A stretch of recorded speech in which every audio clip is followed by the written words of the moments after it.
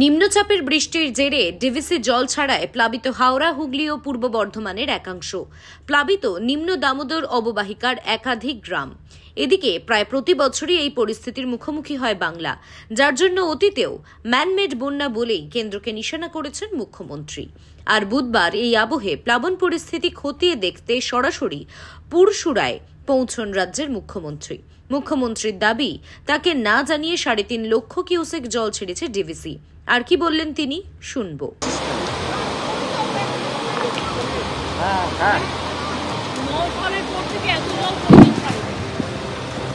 3.5 লক্ষ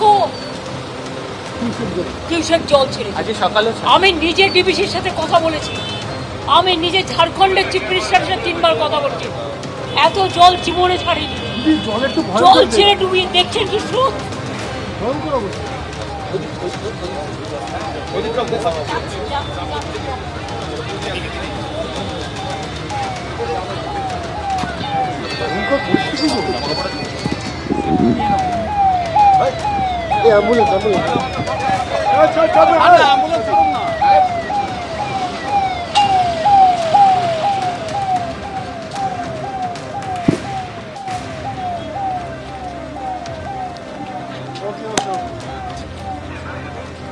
আমাদের 9 পরে এত জল ছাড়েনি, জানেন?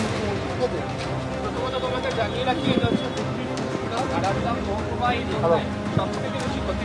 হ্যালো, বাড়িগুলো ডুবে গেছে, যে ভয়াবহ পরিস্থিতি